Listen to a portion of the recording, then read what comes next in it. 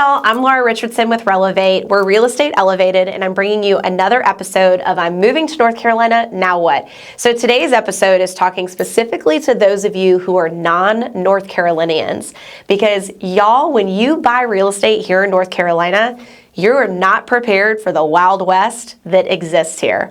So I'm going to go ahead and give you the top 10 things that my favorite folks who are relocating here to the great state of North Carolina are most surprised by. So starting at the top here is just average home price and the acreage that comes with that home price. Definitely different metros have different selling points, price per square footage. It might cost a lot more to live there than potentially here in North Carolina.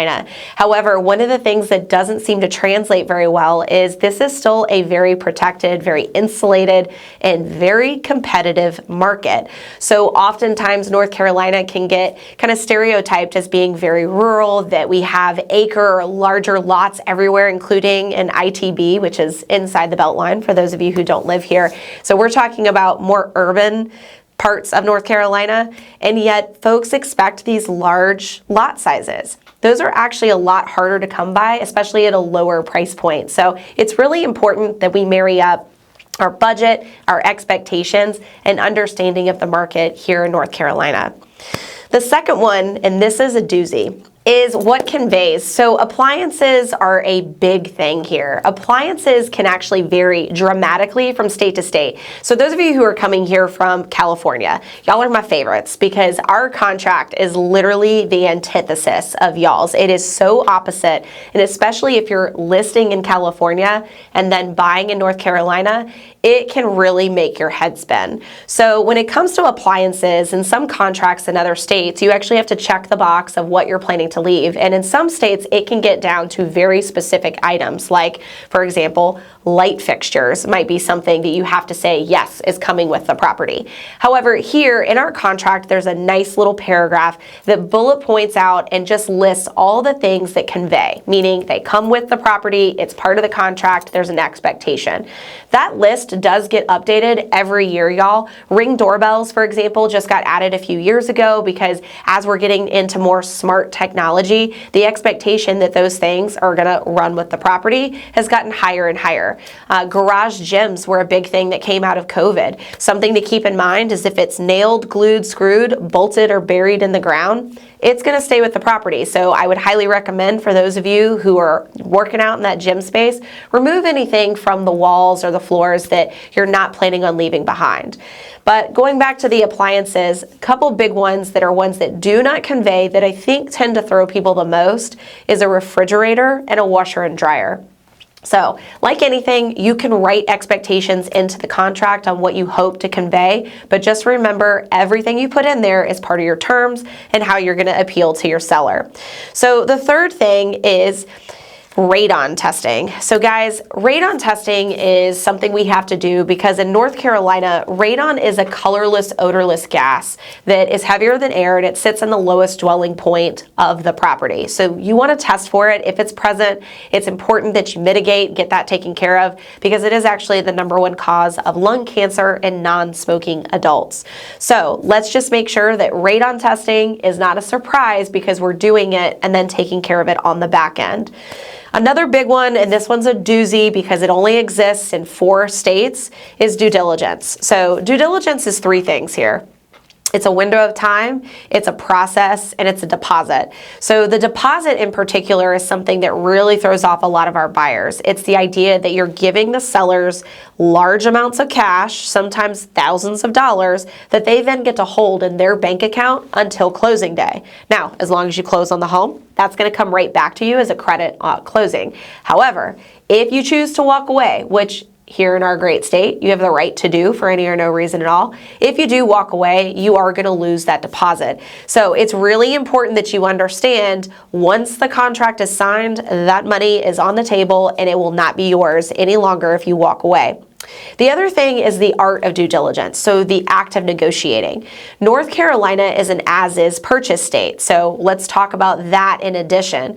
As-is purchase state, we're a caveat emptor state, buyer beware, means once you go under contract, that's it. That's the way the contract is written. You are taking the home in its current condition. However, to backtrack, due diligence comes into play where we have the art of renegotiating. The seller is under no obligation to renegotiate, but often you can make a great case for why some of these things could catch everybody off guard, maybe why the seller doesn't want to have to take the home back to market if they don't fix said items. So this is why it's really important to have a great buyer's agent, because they know how to talk the talk and get all of the information needed to help everybody make an informed decision and move it along to the closing table. So the other thing when it comes to disclosure and understanding it's an as-is purchase is understanding our RPODs, our disclosure statement. So the residential property disclosures are something that the seller fills out. So the seller can check one of three things: yes, no, and no representation. Keep in mind, if a seller puts no representation, often it means they have no idea. There are some scenarios where we might see somebody put no rep all the way down, like it's an investor or an inherited property. They've never lived in the property, therefore they don't have knowledge.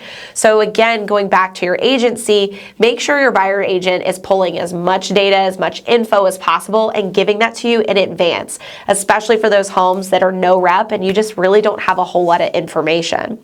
The next one is that loss of financing is not a contingency that gets removed here. It does not also get you your due diligence deposit back. Back in 2019, they actually removed our finance contingency addendum. So keep in mind, if the cash disappears or the loan falls through, you are still on the hook for the house. Meaning, if you can't complete the contract, you are in breach and the seller gets to take your due diligence as a loss on your behalf. The next one is that closing dates are a hard deadline. Kinda. So in our contract, we actually have a 7-day buffer should closing not be able to happen on closing day. On occasion, folks need an extra day for a loan to clear, or on occasion, stuff happened and the seller didn't move all the items out that they were supposed to. They took stuff with them. Repairs weren't finished. There's lots of weird stuff that can actually happen on closing day. Check out the other videos we have on that. But keep in mind, closing date is a date to keep in your calendar tentatively. Yes, you are required to go sign documents, but closing days actually move more often than they are completed on the date of intention. That's something that I think is not super blasted on social media. It's definitely not something that a lot of agents will share with you, but it's important for you to understand that you do have that buffer for a reason, and that's both for buyer and seller. The last thing is inspections. You always can do peace of mind inspections regardless of whether or not you have a due diligence period. There is not a contingency that gets removed or waived here. Part of that has to do with the fact that we're an as-is purchase state. So just know when it comes to inspections that you will discover things. Even new construction homes will always have things pop up on the inspection. And so it's important to recognize that the seller might work with you on the new information that's been found. And also keep in mind, some inspections can't be done based on the time of year. For example, when it comes to your HVAC, it depends on how hot or how cold it is as to whether or not your furnace or your AC system can actually be checked. You don't want to freeze over your AC in certain parts of the year. You also don't want to turn your furnace on for extended periods of time when it's 120 degrees outside. So hopefully all this information is helpful to those of you who are relocating here to the Triangle, are trying to understand our crazy, crazy system of doing real estate, and now you're more informed and can make a better offer on behalf of you and your family. I'm Laura Richardson with Relevate, and we'll see you next time.